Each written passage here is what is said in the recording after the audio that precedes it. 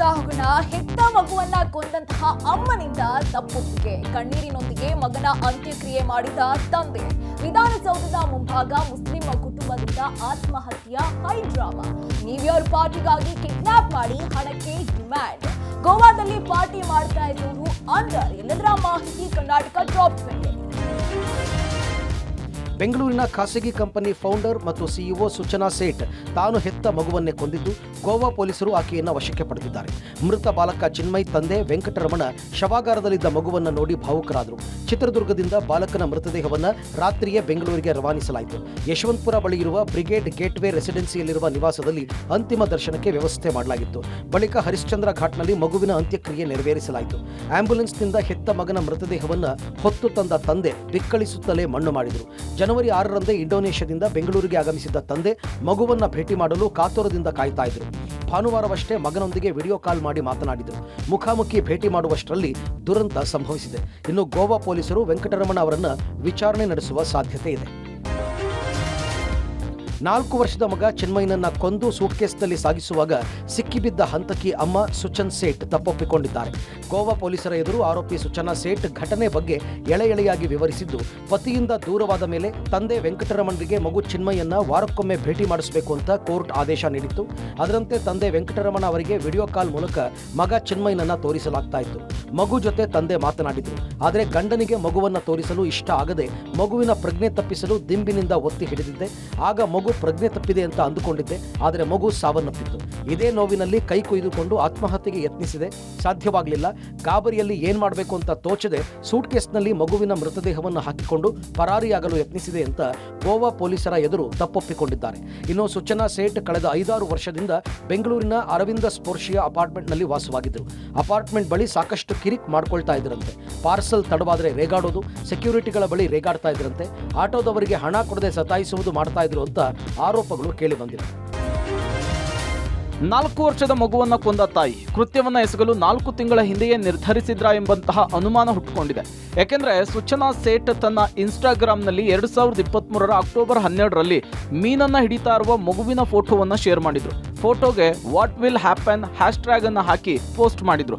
ತಂದೆಯ ಮೇಲಿದ್ದ ಕಡುಕೋಪದಿಂದ ಮಗುವನ್ನ ಒಲ್ಲದ ಮನಸ್ಸಿನಿಂದ ತಂದೆಗೆ ತೋರಿಸ್ತಿದ್ದ ಸುಚನಾ ಕೊನೆಗೆ ಮಗುವನ್ನೇ ಬಲಿ ಕೊಟ್ಲಾ ಎಂಬಂತಹ ಅನುಮಾನ ಶುರುವಾಗಿದೆ. ಇನ್ನು ಮಗುವಿಗೆ ಹಬ್ಬದ ಊಟವನ್ನ ತಿನ್ನಿಸ್ತಾ ಇರುವಂತಹ ವಿಡಿಯೋ ಒಂದು ಸಿಕ್ಕಿದ್ದು, ವಿಡಿಯೋದಲ್ಲಿ ಮಗುವಿನೊಂದಿಗೆ ನಗುನಗುತ್ತಾ ಮಾತನಾಡುತ್ತಾ ಸುಚನಾ ತುತ್ತನ್ನ ತಿನ್ನಿಸ್ತಿದ್ದಾರೆ.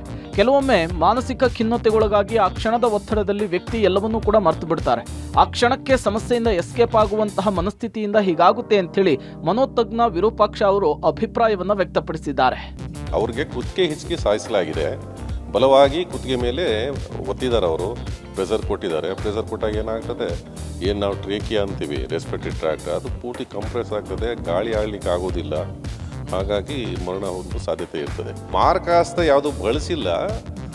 ಹಿಚ್ಚಿಕ್ಲಿಕ್ಕೆ ಯಾವ್ದಾರ ವಸ್ತು ಬಳಸಿರಬಹುದು. ವಸ್ತು ಅಂತಾರೆ ಬಹುಶಃ ಅದು ಫೋಲ್ಡ್ ಮಾಡಿ ಟವಲ್ ಆಗಿರ್ಬೋದು, ಇಲ್ಲ ಸಣ್ಣದೊಂದು ದಿಂಬ ಆಗಿರ್ಬೋದು. ಈ ಥರ ವಸ್ತುವಿಂದ ಹೆಚ್ಚಿಗಿರೋ ಸಾಧ್ಯತೆ ಇದೆ. ಕೊಲ್ಲಬೇಕು ಅಂತ ರೊಚ್ಚಿಗೆದ್ದಾಗ ಮನಸ್ಸು ತೀರ್ಮಾನ ಮಾಡಿದಾಗ ಇಲ್ಲಿ ಎಕ್ಸ್ಪರ್ಟ್ನೆಸ್ ಆ ಥರದ್ದು ಏನು ಬರೋದಿಲ್ಲ ಅನ್ಸುತ್ತೆ ನನಗೆ. ಕೊಲ್ಲಬೇಕು, ಕೊಂದಿದ್ದಾರೆ ಅಷ್ಟೇ. ವಿಧಾನಸೌಧದ ಮುಂಭಾಗ ಮುಸ್ಲಿಂ ಕುಟುಂಬವೊಂದು ಹೈಡ್ರಾಮಾ ನಡೆಸಿದೆ. ಜೆಜೆಆರ್ ನಗರದಿಂದ ಬಂದಿದ್ದ ಶಾಯಿಸ್ತಾ ಬಾನು ಹಾಗೂ ಮೊಹಮ್ಮದ್ ಮುನಾಯಿದ್ ಉಲ್ಲಾ ಎಂಬಂತಹ ದಂಪತಿ ಸೀಮೆಎಣ್ಣೆಯನ್ನು ಸುರಿದುಕೊಂಡು ಆತ್ಮಹತ್ಯೆಗೆ ಯತ್ನಿಸಿದ್ದಾರೆ. ಈ ವೇಳೆ ಇನ್ಸ್ಪೆಕ್ಟರ್ ಕುಮಾರಸ್ವಾಮಿ ತಡೆದಿದ್ದಾರೆ. ಈ ಕುಟುಂಬ ಶುಂಠಿ ಬೆಳೆಯಲು ಸಾಲವನ್ನು ಮಾಡಿತ್ತು. ಬೆಂಗಳೂರು ಕೋಆಪರೇಟಿವ್ ಬ್ಯಾಂಕ್ನಿಂದ 50 ಲಕ್ಷ ರೂಪಾಯಿ ಸಾಲ ಮಾಡಿತ್ತು. 2016ರಲ್ಲಿ ಬಡ್ಡಿ ಸೇರಿ 90 ಲಕ್ಷ ರೂಪಾಯಿ ಕಟ್ಟಿತ್ತು. ಬಡ್ಡಿ ಕಡಿಮೆ ಮಾಡುವಂತೆ ಸಚಿವ ಜಮೀರ್ ಬಳಿಯೂ ಕೂಡ ಹೋಗಿ ಕೇಳ್ಕೊಂಡಿತ್ತು. ಆದರೆ ಜಮೀರ್ ಕಡೆಯಿಂದ ಯಾವುದೇ ಪ್ರತಿಕ್ರಿಯೆ ಸಿಕ್ಕಿರಲಿಲ್ಲ. ಇದೀಗ ಬ್ಯಾಂಕ್ 3 ಕೋಟಿ ಬಿಲ್ಡಿಂಗ್ ಅನ್ನ ಬರೀ 1,41,00,000ಕ್ಕೆ ಹರಾಜು ಹಾಕಿದ್ದಾರೆ. ಈ ಸಂಬಂಧ ನ್ಯಾಯ ಕೊಡಿಸುವಂತೆ ಜಮೀರ್ ಅವರನ್ನ ಕೇಳಿದ್ರು, ನ್ಯಾಯ ಸಿಕ್ಕಿಲ್ಲ ಅಂತ ಹೇಳಿ ವಿಧಾನಸೌಧದ ಎದುರು ಆತ್ಮಹತ್ಯೆಗೆ ಯತ್ನಿಸಿದ್ರು. ದಂಪತಿಯ ಮೇಲೆ ಆತ್ಮಹತ್ಯೆಗೆ ಯತ್ನ ಹಾಗೂ ಸಾರ್ವಜನಿಕ ಸ್ಥಳಗಳಲ್ಲಿ ದುರ್ವರ್ತನೆಯ ಆರೋಪದಡಿ ವಿಧಾನಸೌಧ ಪೊಲೀಸ್ ಠಾಣೆಯಲ್ಲಿ ಪ್ರಕರಣ ದಾಖಲಾಗಿದೆ. ಠಾಣೆಯಲ್ಲಿ ಮುಚ್ಚಳಿಕೆಯನ್ನು ಬರೆಸಿಕೊಂಡು ಠಾಣೆಯ ಜಾಮೀನಿನ ಮೇಲೆ ಬಿಡುಗಡೆ ಮಾಡಲಾಗಿದೆ. ಇನ್ನು ಈ ಪ್ರಕರಣವೇ ನನಗೆ ಗೊತ್ತಿಲ್ಲ, ತಿಳಿದುಕೊಂಡು ಮಾತನಾಡ್ತೀನಿ ಅಂತ ಹೇಳಿ ಸಚಿವ ಜಮೀರ್ ಹೇಳಿದ್ದಾರೆ. ನನ್ಗೆ ಗೊತ್ತಿಲ್ಲಪ್ಪ, ಮಾಹಿತಿ ಇಲ್ಲ. ನಾನು ಕೇಳಿದ್ರೆ ನಾನು ಏನಂತ ಹೇಳಿ, ನಾನು ನೀವು ಹೇಳ್ತಾ ಇದ್ರೆ ನಾನು ಮಾಹಿತಿ ತಗೊಂಡು ಮಾತಾಡ್ತೀನಿ. ನಾನು ಮಾಹಿತಿ ಇಲ್ಲ ನಂತವ ನೀವ್ ಹೇಳ್ತಾ ಇದ್ರೆ ನೀವೇನ್ ಹೇಳ್ತಾರೆ ಅದಕ್ಕೆ ಉತ್ತರ ಕೊಡಕ್ಕಾಗ್ತದೆ ನಾನು ಮಾಹಿತಿ ತಗೊಂಡು ನಾನು ಏನಂತ ನನ್ಗೆ ಗೊತ್ತಿಲ್ಲಪ್ಪ. ಗಾಡಿ ಸಂಪರ್ಕ ಮಾಡಿದ್ರಂತೆ ಸರ್, ನಮ್ಮ ಕಚೇರಿಗೆ ಬಂದು ನಮ್ಮ ಅಳ್ಳಂತ ಬ್ರದರ್, ನನ್ ಮಾಹಿತಿ ಇಲ್ಲ, ನಾನು ಏನಂತ ಹೇಳಿ. ಈಗ ಮೀಟಿಂಗ್ ಅಲ್ಲಿದೆ, ತಮ್ಗೆಲ್ಲ ಗೊತ್ತಿದೆ. ನೋಡ್ತೀನಿ, ಮಾಹಿತಿ ತಗೊಂತೀನಿ.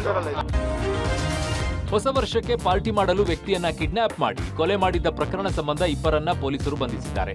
ಜ್ಞಾನಭಾರತಿ ಪೊಲೀಸ್ ಠಾಣೆ ವ್ಯಾಪ್ತಿಯಲ್ಲಿ ಗುರುಸಿದ್ದಪ್ಪ ಎಂಬುವರನ್ನ ಕಿಡಿಗೇಡಿಗಳು ಕಿಡ್ನಾಪ್ ಮಾಡಿದ್ರು. ಬಳಿಕ ಗುರುಸಿದ್ದಪ್ಪ ಪತ್ನಿಗೆ ಕರೆ ಮಾಡಿ ಹಣಕ್ಕೆ ಬೇಡಿಕೆ ಇಟ್ಟಿದ್ರು. ಅದರಂತೆ ಡಿಸೆಂಬರ್ 30ರಂದು ಗುರುಸಿದ್ದಪ್ಪ ಪತ್ನಿಯಿಂದ 5 ಲಕ್ಷ ರೂಪಾಯಿ ಪಡೆದಿದ್ರು. ಬಳಿಕ ಗುರುಸಿದ್ದಪ್ಪನನ್ನ ಬಿಟ್ಟು ಕಳಿಸಿದ್ರೆ ಪೊಲೀಸರಿಗೆ ಮಾಹಿತಿಯನ್ನ ಗುರುಸಿದ್ದಪ್ಪ ಕೊಡಬಹುದು ಅಂತ ರಾಮನಗರದ ಮಂಚನಬೆಲೆ ಡ್ಯಾಂ ಬಳಿ ವ್ಯಕ್ತಿಯನ್ನ ಹತ್ಯೆ ಮಾಡಿದ್ರು. ಕೊಲೆ ಮಾಡಿ ಕಾಡಿನಲ್ಲಿ ಎಸೆದಿದ್ದ ಮೃತದೇಹವನ್ನ ಕಾಡು ಪ್ರಾಣಿಗಳು ತಿಂದು ಮುಗಿಸಿದ್ವು.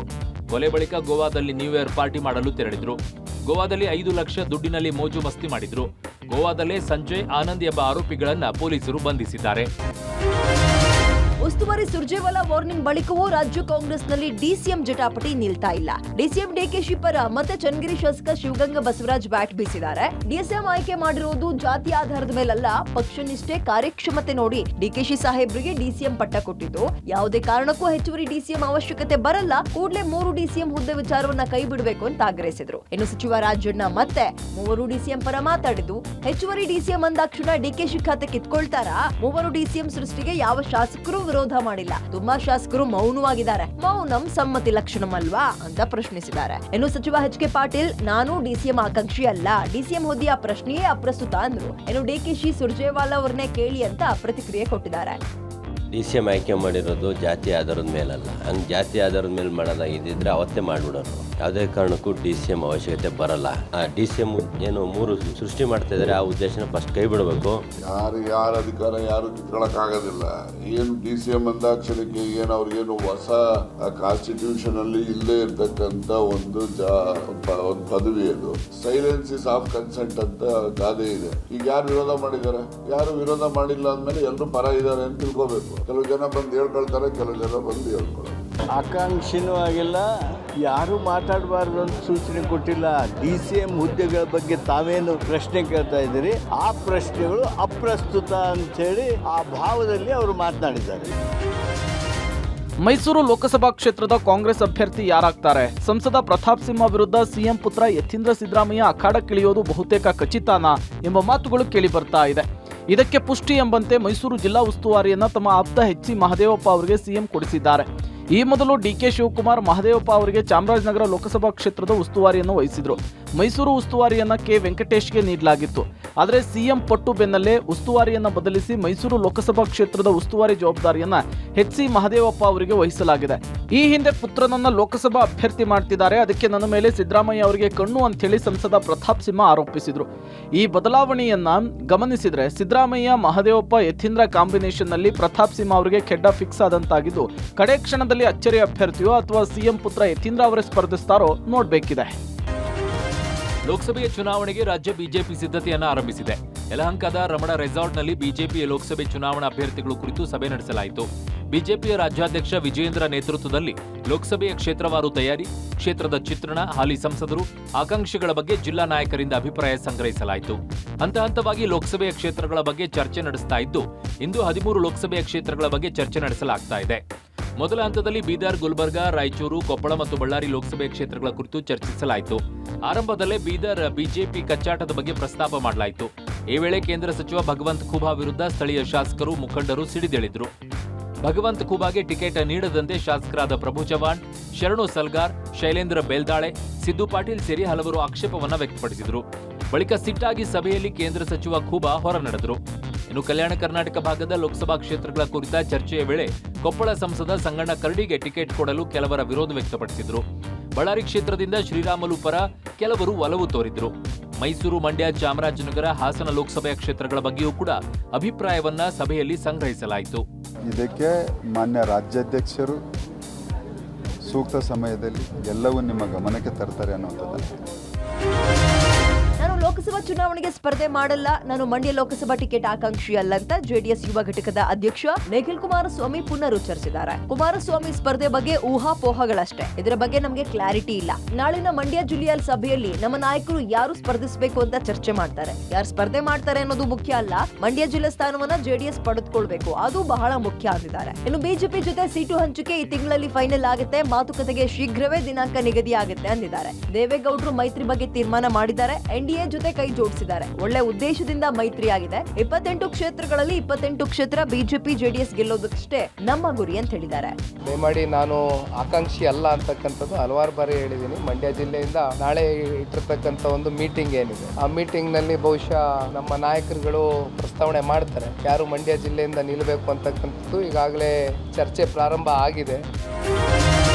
ಬಳ್ಳಾರಿ ಮಹಾನಗರ ಪಾಲಿಕೆ ಮೇಯರ್ ಆಗಿ ಬಿ ಶ್ವೇತಾ ಆಯ್ಕೆಯಾಗಿದ್ದಾರೆ. ಕಳೆದೊಂದು ತಿಂಗಳಿಂದ ನಡೀತಾ ಇದ್ದ ಮೇಯರ್ ಎಲೆಕ್ಷನ್ ಡ್ರಾಮಾಗೆ ಕೊನೆಗೂ ತೆರೆ ಬಿದ್ದಿದೆ. ಪಾಲಿಕೆಯ 22ನೇ ಅವಧಿಯ ಉಳಿದ 2.5 ತಿಂಗಳ ಅವಧಿಗಾಗಿ ಮೇಯರ್ ಆಯ್ಕೆಗೆ ಪೈಪೋಟಿ ನಡೀತಾ ಇತ್ತು. ನವೆಂಬರ್ 28ರಿಂದ ನಡೆದ ಚುನಾವಣಾ ಪ್ರಕ್ರಿಯೆಯಲ್ಲಿ ಕಾಂಗ್ರೆಸ್ ಪಕ್ಷದ ಬಿ ಶ್ವೇತಾ, ವಿ ಕುಬೇರ, ಕಾಂಗ್ರೆಸ್ ಬೆಂಬಲಿತ ಪಕ್ಷೇತರ ಸದಸ್ಯ ಶ್ರೀನಿವಾಸುಲು ಮಿಂಚು, ಬಿಜೆಪಿಯ ಹನುಮಂತ ಗುಡಿಗಂಟೆ ನಾಮಪತ್ರ ಸಲ್ಲಿಸಿದರು. ಅವತ್ತು ಚುನಾವಣೆಯನ್ನ ಮೊಟಕುಗೊಳಿಸಿ ಮುಂದೂಡಲಾಗಿತ್ತು. ಮೇಯರ್ ಸ್ಥಾನಕ್ಕಾಗಿ ಪಕ್ಷದ ಸದಸ್ಯರಲ್ಲಿ ಏರ್ಪಟ್ಟ ಭಿನ್ನಮತದ ಹಿನ್ನೆಲೆ ಡಿಸೆಂಬರ್ 19ರಂದು ನಿಗದಿಯಾಗಿದ್ದ ಚುನಾವಣೆಯನ್ನು ಪುನಃ 2ನೇ ಬಾರಿಗೂ ಮುಂದೂಡಲಾಗಿತ್ತು. ಇದೀಗ 3ನೇ ಬಾರಿಗೆ ಇವತ್ತು ನಡೆದ ಚುನಾವಣೆಯಲ್ಲಿ ಕಾಂಗ್ರೆಸ್ ಹೈಕಮಾಂಡ್ ಕೈಗೊಂಡಿರುವ ನಿರ್ಣಯದಂತೆ ನಾಮಪತ್ರ ಸಲ್ಲಿಸಿದ ಮೂವರಲ್ಲಿ ಶ್ರೀನಿವಾಸ್ ಮಿಂಚು, ವಿ ಕುಬೇರ ತಮ್ಮ ನಾಮಪತ್ರವನ್ನ ಹಿಂಪಡೆದಿದ್ರು. ಇವತ್ತು ನಡೆದ ಚುನಾವಣೆಯಲ್ಲಿ ಕಾಂಗ್ರೆಸ್ 26 ಸದಸ್ಯರು, ಸಚಿವರು, ಶಾಸಕರು, ಸಂಸದರು ಸೇರಿ 29 ಮತಗಳನ್ನು ಪಡೆದ ಕಾಂಗ್ರೆಸ್ ಬಿ ಶ್ವೇತಾ ಮೇಯರ್ ಆಗಿ ಆಯ್ಕೆಯಾಗಿದ್ದಾರೆ. ಕಾಂಗ್ರೆಸ್ ಪಕ್ಷದ ಸದಸ್ಯರುಗಳಲ್ಲಿ ಒಬ್ಬರಾದಂಥ ಶ್ರೀಮತಿ ಶ್ವೇತಾ ಅವರು ಇವತ್ತು ಮೇಯರ್ ಆಗಿ ಆಯ್ಕೆಯಾಗಿದ್ದಾರೆ. ಅದರ ಜೊತೆಗೆ 29 ಮತಗಳನ್ನ 29ಕ್ಕೆ 29 ಮತಗಳನ್ನು ತೆಗೆದುಕೊಂಡು ಇವತ್ತು ಪೂರ್ಣ ಪ್ರಮಾಣದಲ್ಲಿರುವಂಥ ಮಹಾನಗರ ಪಾಲಿಕೆಯ ಏನು ಮೇಯರ್ ಆಗಿ ಇವತ್ತು ಶ್ವೇತಾ ಬಿ ಅವರು ಬಂದಿದ್ದಾರೆ. ಸರ್ಕಾರಿ ಶಾಲೆಯ ಮಕ್ಕಳು ಬಸ್ಸು ರೈಲಿನಲ್ಲಿ ಪ್ರವಾಸಕ್ಕೆ ಹೋಗಿರ್ತಾರೆ. ಆದರೆ ಕರ್ನಾಟಕದ ಜೊತೆಗೆ ಗಡಿಯನ್ನು ಹಂಚಿಕೊಂಡಿರುವಂತಹ ಮಹಾರಾಷ್ಟ್ರದ ಸೊಲ್ಲಾಪುರ ಜಿಲ್ಲೆಯ ಮೈಂದರ್ಗಿ ಗ್ರಾಮದಲ್ಲಿರುವಂತಹ ಕನ್ನಡ ಮಾಧ್ಯಮ ಶಾಲೆಯ ಮಕ್ಕಳಿಗೆ ವಿಮಾನದಲ್ಲಿ ಪ್ರವಾಸಕ್ಕೆ ಕರೆದೊಯ್ಯಲಾಗಿದೆ. ಸರ್ಕಾರಿ ಶಾಲೆಯ ಮಕ್ಕಳಿಗೆ ವಿಮಾನಯಾನದ ಅನುಭವ, ಸಂಭ್ರಮವನ್ನು ನೀಡಲಾಗಿದೆ. ಶಾಲೆಯ ಮುಖ್ಯ ಶಿಕ್ಷಕ ಮಹಂತೇಶ್ ಕಟ್ಟಿಮನಿ ಮಕ್ಕಳಿಂದ ಎಷ್ಟಾಗುತ್ತೋ ಅಷ್ಟು ಪ್ರವಾಸದ ಹಣವನ್ನು ಸಂಗ್ರಹಿಸಿ ಉಳಿದ ಪ್ರವಾಸದ ಹಣವನ್ನು ತಾವು ಭರಿಸಿ ಮುಂಬೈನಿಂದ ವಿಮಾನದ ಮೂಲಕ ದೆಹಲಿಗೆ ಕರೆದುಕೊಂಡು ಹೋಗಿದ್ದಾರೆ. ಸಂಸತ್ ಭವನ, ರಾಷ್ಟ್ರಪತಿ ಭವನ, ಕೆಂಪುಕೋಟೆ ಸೇರಿದಂತೆ ಅನೇಕ ಐತಿಹಾಸಿಕ ಸ್ಥಳಗಳನ್ನು ತೋರಿಸಿಕೊಂಡು ಬಂದಿದ್ದಾರೆ. ಹಳ್ಳಿಯ ಮಕ್ಕಳು ತಮ್ಮ ಊರಿನಲ್ಲಿ ಆಕಾಶದಲ್ಲಿ ಹಾರಾಡುವ ವಿಮಾನವನ್ನು ಕಂಡು ಖುಷಿ ಪಡ್ತಾ ಇದ್ದವರು ಇದೀಗ ವಿಮಾನದಲ್ಲಿಯೇ ಪ್ರಯಾಣವನ್ನು ಮಾಡಿದ್ದು ಅವರ ಸಂತೋಷಕ್ಕೆ ಪಾರವೇ ಇಲ್ಲದಾಗಿದೆ. ಮಕ್ಕಳ ಪೋಷಕರು ಕೂಡ ತಮ್ಮ ಮಕ್ಕಳು ವಿಮಾನ ಪ್ರಯಾಣ ಮಾಡಿರುವುದು ತುಂಬಾ ಖುಷಿಯಾಗಿದೆ ಅಂತ ಹೇಳಿ ಸಂತಸವನ್ನು ವ್ಯಕ್ತಪಡಿಸಿದ್ದಾರೆ.